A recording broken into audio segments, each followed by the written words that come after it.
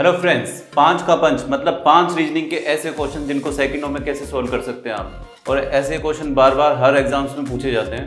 तो question number पहला question दे रखा है आपको सीरीज का 3, 6, 12, 15, 30, 33।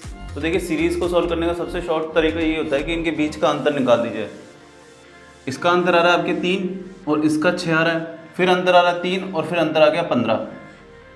अब आपको आसानी से समझ में आ रहा होगा कि भैया यहाँ तो +3 हुआ है और यहाँ पे गुणा 2 हुआ है, ठीक है, और यहाँ से फिर +3 हुआ है और फिर यहाँ से गुणा 2 हुआ है। भाई दुगना ही तो हुआ है, 30 हो गया। अब यहाँ पे +3 हुआ तो उसके बाद क्या होगा, गुणा 2 हो जाएगा। तो यहाँ से +3 तो ये 33 हो गया, और अगर मैं गुणा 2 करूँ तो 66 आंसर इसका आ जाएगा। क्वेश्चन नंबर 2 कौन सा है, क्लासिफिकेशन का है और अल्फ़ाबेट क्लासिफिकेशन है। ऐसे क्वेश्चन भी आपको कई बार देखने को मिलेंगे। इसको सॉल्व करने का सबसे आसान तरीका ये है कि भाई इनकी आप वैल्यू पुट कर दीजिए। मतलब किस स्थान पे आता है, के कौन से स्थान पे आता है, 11, और जे 10, एम आपके 13 और एल 12। यहाँ से पता लग रहा है कि 11, 10, 13, 12 मतलब एक एक कम हो रहा है। पहले इसमें एक कम हुआ और यहाँ से भी एक कम हुआ। अगला चेक कर लेते हैं। ये जी 7 पे आता है, एफ 6 पे, वापस एक कम हो गया।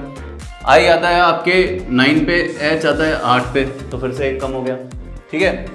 टी आता है आपके 20 पे और एस आता है 19 पे, ये फिर से एक कम हो गया। वी आएगा आपके 22 पे और यू आएगा आपके 21 पे, ये फिर से एक कम हो गया। नीचे देखें तो जेड आ गया 26 पे, ए आ गया 1 पे, तो एक कम होना था, ये तो एक उल्टा आगे की तरफ बढ़ गया। बी आता है 2 पे, तो एक कम होना था, लेकिन ये भी वाई किस पे, 25 पे, तो ये सारा ही उल्टा पुल्टा है। तो आंसर आपका कौन सा हो जाएगा, डी आंसर हो जाएगा। फ्रेंड्स बढ़ते हैं अगला क्वेश्चन नंबर 3। क्वेश्चन नंबर 3 में क्या बोल रहा है, सैली नाम की कोई बंदी है, बिंदु ए से, ठीक है, बिंदु ए से 4 किलोमीटर उत्तर की ओर, जब भी उत्तर आए तो ऊपर की तरफ भगा दो इसको, ठीक है। ये 4 किलोमीटर चल गई। अब क्या बोल रहा है वो कि चलती है, फिर बाईं ओर मुड़कर 3 किलोमीटर चलती है। अगर स्पेस यहाँ पर है तो बायां कौन सा होगा, जो अभी आपका बायां है, और अभी आपका बायां इस तरफ है, ठीक है। यहाँ से 3 किलोमीटर चल गई, ठीक है। उस बिंदु से वह सीधा प्रारंभिक बिंदु ए की ओर चलती है, वापस यहाँ पे आ जाती है ए तक, ठीक है। उसके द्वारा तय की गई दूरी क्या है। अब देखिएगा शॉर्ट ट्रिक इसकी क्या है, ये देखने में एक समकोण त्रिभुज के जैसा है, और समकोण त्रिभुज की भुजाएं जो होती है वो फिक्स होती हैं। अगर ये 3 है, ये 4 है, तो ये 5 ही होगी, और इन तीनों का टोटल कर लीजिए तो डायरेक्ट आंसर आ जाएगा 12। बेसिक तो क्या है, इसमें पाइथागोरस प्रमेय लगेगा। 4 का स्क्वायर कीजिए, फिर 3 का स्क्वायर कीजिए, और दोनों को प्लस करके फिर उसका वर्क कीजिए, तो आपके पास में 5 आएगा। तो इतना लंबा कंसेप्ट पे नहीं जाना है, डायरेक्ट आपको आंसर इस तरीके से देना है। क्वेश्चन नंबर 4 देखिएगा, डिक्शनरी का दे रखा है आपको, 4 वर्ड्स दे रखे हैं, इसको डिक्शनरी के अकॉर्डिंग सर्च करना है। तो डिक्शनरी में कैसे होता है कि जो अल्फ़ाबेट पहले आता है उसको पहले रखा जाता है। अब यहाँ में अगर बात करूँ, ये 1 है, ये 2 है, ये 3 और ये 4, ठीक है, इनको सीरियल से अरेंज करना है। तो यहाँ पे देखेंगे IMP तीनों में इंपॉर्टेंट है, सॉरी तीनों में कॉमन है। तो तीनों में कॉमन आ गए, तो जो कॉमन है उनको तो पहले काट लीजिए। अब बच रहा देखिए, इधर O आ रहा है, इसके बाद A आ रहा है, इधर RO आ रहा है, और इधर भी RO आ रहा है, ठीक है। तो A वाले को पहले रख लूँ मैं, तो सेकंड नंबर रख लिया। अब R पहले आएगा कि O पहले आएगा, O पहले आएगा, तो ये भी सेट हो गया आपका, ठीक है। अब कंफ्यूजन किस में, 3 और 4 में, क्योंकि देखिए ROV तीनों में आ गया, तो इसको भी एक बार काट दो। अब यहाँ पे आया I और यहाँ पे आ गया E, तो E पहले आएगा कि I पहले आएगा, E पहले आएगा, तो इसको 4 को रख लीजिए और बचा हुआ अपने आप अरेंज हो जाएगा। तो सीरियल कैसे बन जाएगा, 2, 1, 4, 3। क्वेश्चन नंबर 5,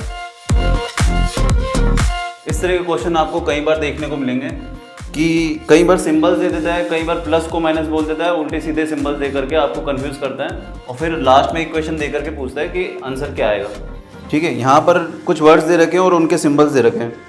तो इसको करने का तरीका क्या है, आप एज इट इज इसके सिंबल रखते जाइए और फिर इसको बोर्डमास नियम से सोल्व कीजिए। तो दे रखा है यदि I का अर्थ गुणा है, देखिए I है, यहाँ पे दे रखा है गुणा, ठीक है।